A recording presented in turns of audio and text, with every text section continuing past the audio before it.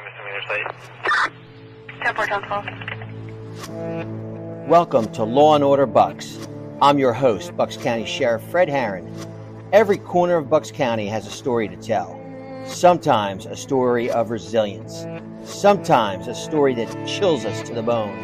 Sometimes a story of government not being able to get out of its own way. Here, the forces of law and order are constantly at work, often behind the scenes. Join us as we delve into the gripping realities of crime and justice in our community. We'll explore the hidden worlds, the difficult decisions, and the unwavering commitment it takes to maintain law and order right here in Bucks County.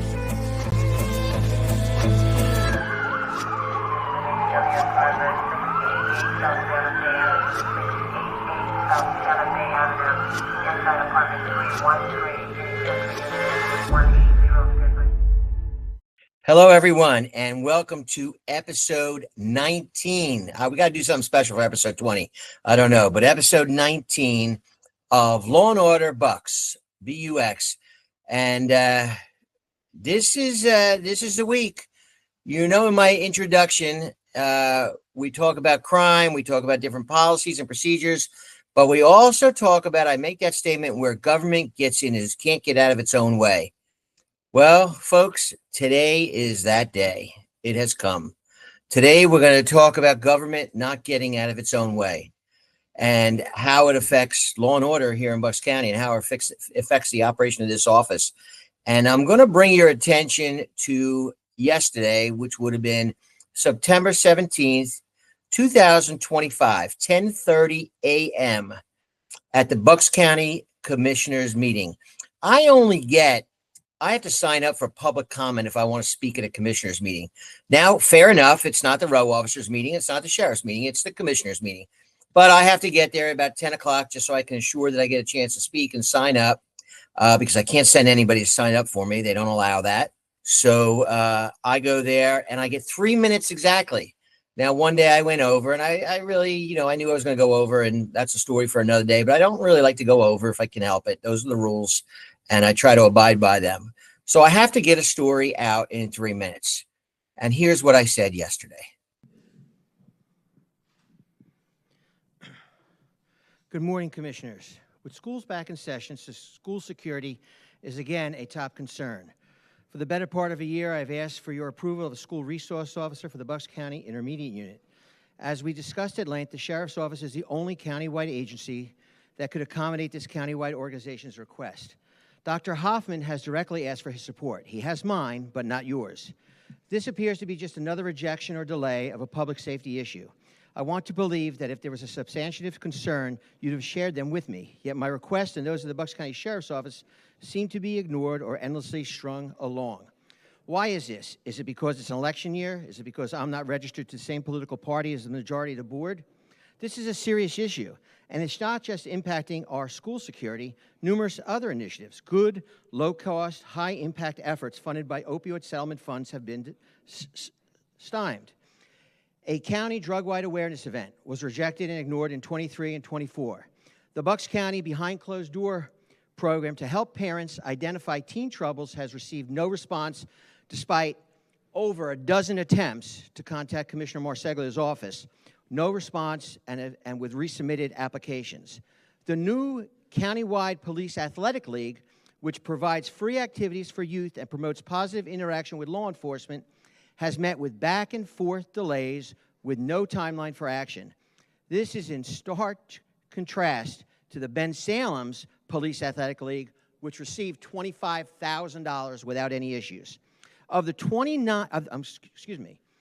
49 mini grants approved by the Bucks County Drug and Alcohol Commission, the sheriffs are the only ones not funded.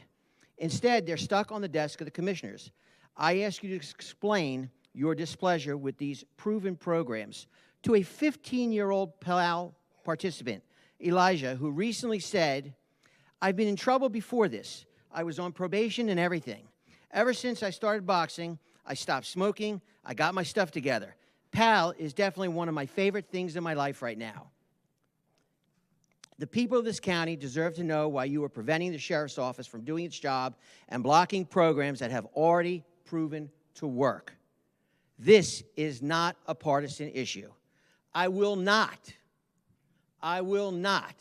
stop advocating for these initiatives.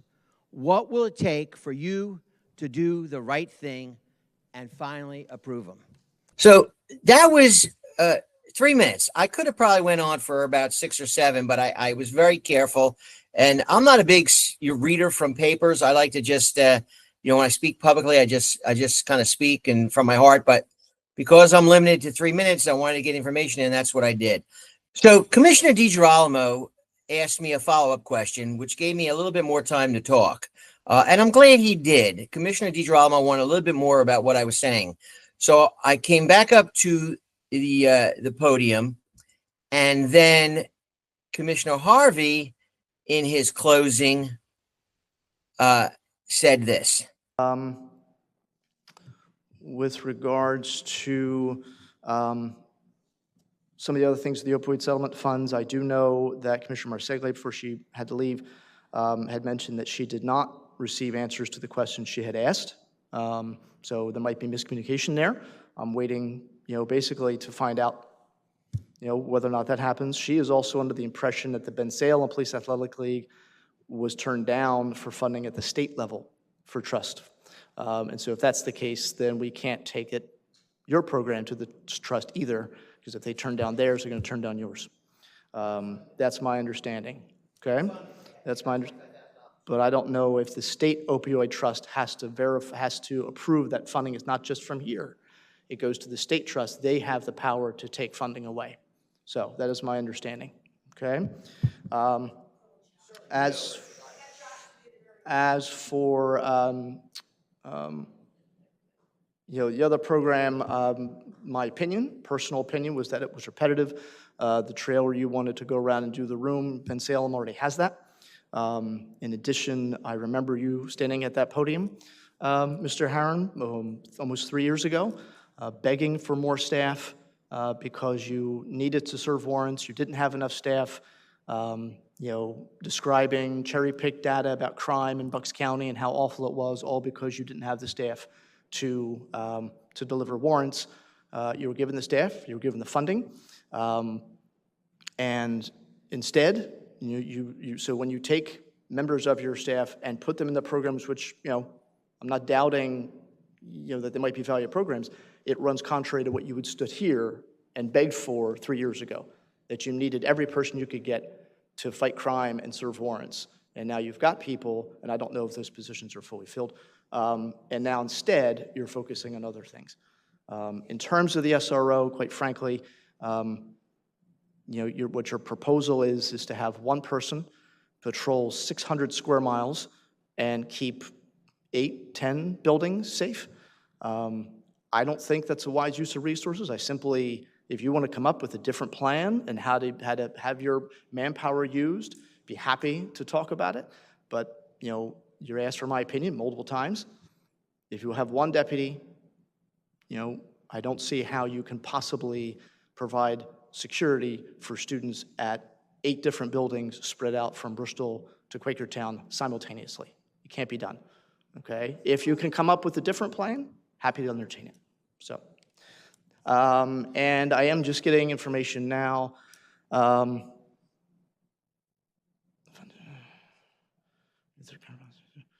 Okay, so there was, I asked a question from one of the previous head of the opioid trust or the opioid settlement fund here.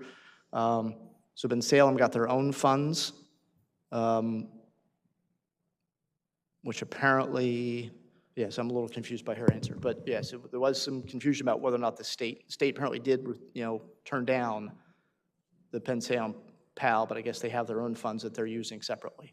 So, certainly, welcome to get to the bottom of that. I do appreciate the program for kids. I appreciate your cooperation with the co-responder program. But I'm going to acknowledge the person who started it, which was the, Commissioner Marseglia. Okay. All right. Okay, moving on with our agenda. Now, let's take his statements apart, because there's 4 specific, I don't know what the word I should use. Let's use lie, he does wrong, and he doesn't know what he's talking about. Let's pick any one of those words. Let's talk about one of his statements. Statement number one, that's totally false. Mr. Harvey says, I don't know that. Commissioner Marseglia, who left, by the way, before she had to leave, had mentioned to me that she did not receive any answers to the questions that she had asked. Well, that's interesting, Commissioner Marseglia, because on August 21st at 1:59 p.m., I sent your office an email. That's almost a month ago. A month ago, I gave you the answers to the questions you asked. By the way, the questions were ridiculous. And by the way, I'm pretty sure no one else got follow-up questions from the commissioners. There's already a committee in place that I've answered probably 3 or 4 times sets of questions to the committee. Fair enough. Have no problem answering questions to get settlement money, opioid settlement money. But to say that they didn't receive the answers to my questions, I've got the email to prove it. Let's go to the next issue here. They said that Ben Salem, because I said Ben Salem got the grant, and they got the grant the first time from the county, and then they got the grant the second time. But Ben Salem also applied to the state.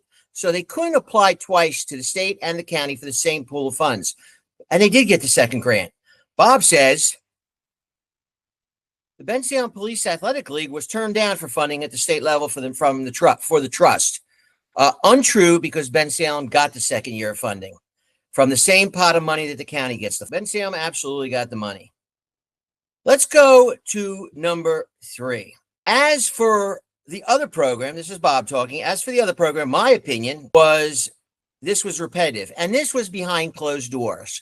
Behind closed doors is a mock bedroom on a trailer, which we developed in Ben Salem when I was the chief there. And it goes to community events, and it replicates 100 items in a child's bedroom that you could look for that would show that your child could have drug and alcohol issues, sextortion issues, mental health issues, violence issues, bullying issues, things of that nature. It has been so popular in Ben Salem. And we got the funding when I was in Ben Salem through all kinds of community donations. Now, fair enough for Ben Salem. It's a Ben Salem asset. But I've had people I just got emails from chiefs. Hey, we knew you were thinking about doing this. We'd like to, get this in our town. I said, well, it's not operational yet, but I'm still trying. I'm raising money outside the commissioners as well. So I'm doing it on my own without them, our sheriff's office here. But Bob goes on to say, my personal opinion, which I really didn't ask for, was that this was repetitive. Not true. It doesn't make any sense to me. But I've offered to do it at a county level. I've offered even to put the commissioner supporting it on the side of the trailer because the trailer has resources. But again, crickets. Now, I have sent over 10 emails to Commissioner Marseglia's office, and the only response I got was one, still working on the project. But everything else has been crickets, and probably half a dozen phone calls unanswered. So this is absolutely ridiculous. So let's move on. Mr. Harran, almost 3 years ago, you were begging for more staff. I was never begging. I would never beg you for anything.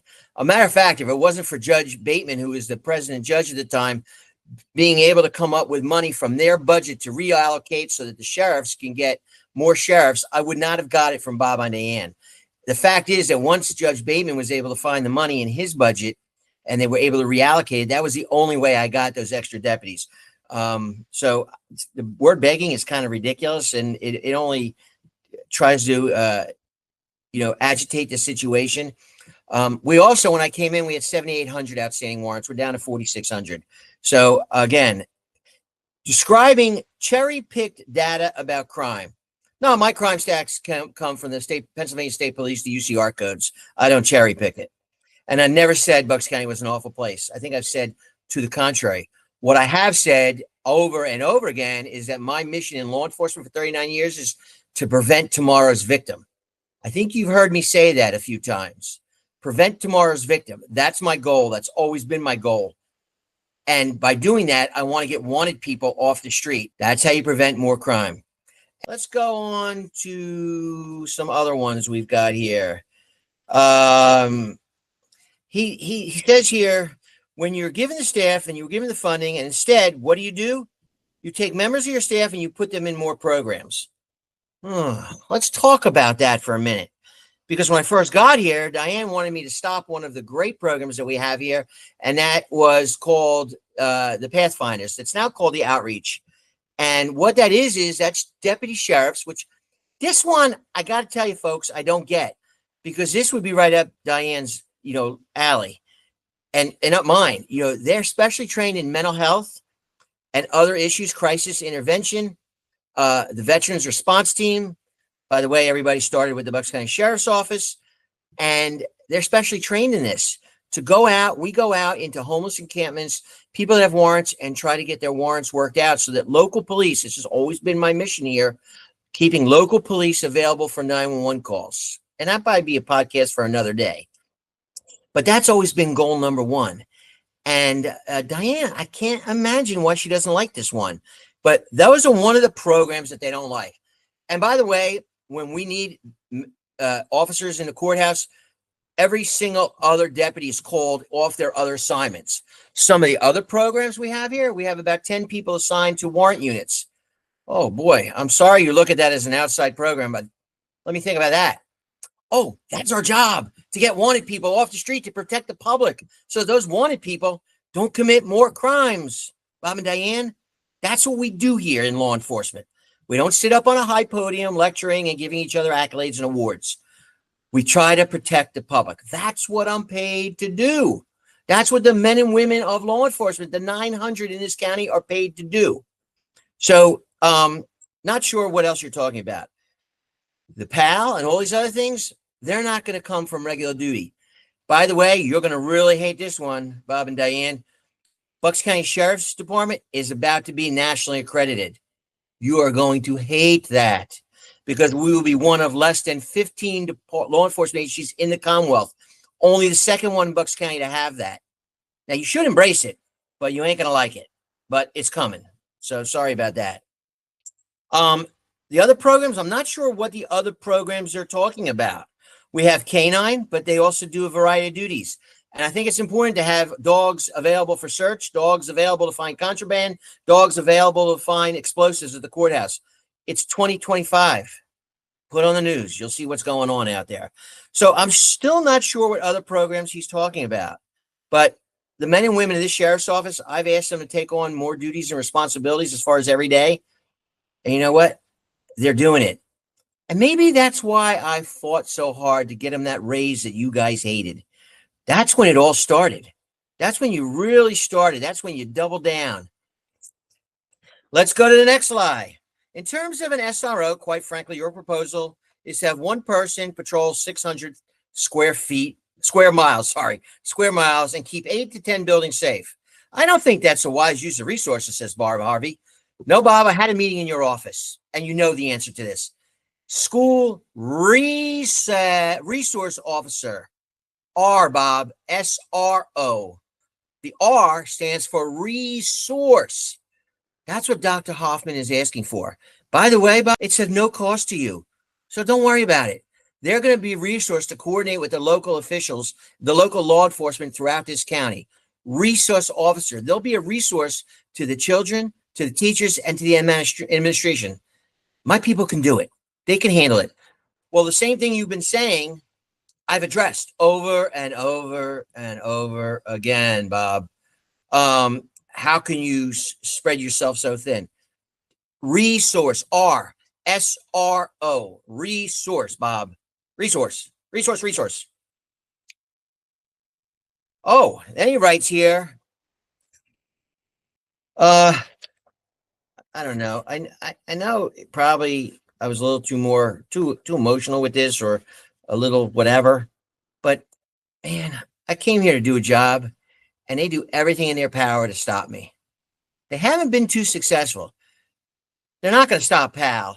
I will work, and those kids will get the programs and what they deserve. And you saw from 15-year-old Elijah that he stopped smoking. He's turned his life around, and this he looks forward to every week. I've talked to parents who said their kids have turned around. They're doing some great stuff. And that's only a couple of months. Can you imagine what we can do in a couple of years? You know, we've got kids from all over the county in our PAL. We've got kids from Bristol, Langhorne, Marshville, Yardley, Southampton, and Bensalem. You elected me to be law enforcement from Bristol Borough to Quakertown. And that's what I intend to do. What do I need you all to do now? I need you to send emails in. I need you to write letters. I need you to come to commissioners' meetings. Support law enforcement of Bucks County. That's what I need from each and every one of you. Thank you for tuning in to Law and Order BUX. God bless you. God bless this county. And God bless America. Thank you for joining us as we explore another aspect of law enforcement in Bucks County. To stay up to date on future episodes and gain further insight into the work we do, be sure to like, subscribe, and leave a review wherever you get your podcasts. For more information about the Bucks County Sheriff's Office and the services we provide, please visit our website and be sure to download the official Bucks County Sheriff's Office app, available on Google Play and in the App Store. Join us next time for another in-depth look at law and order right here in Bucks County.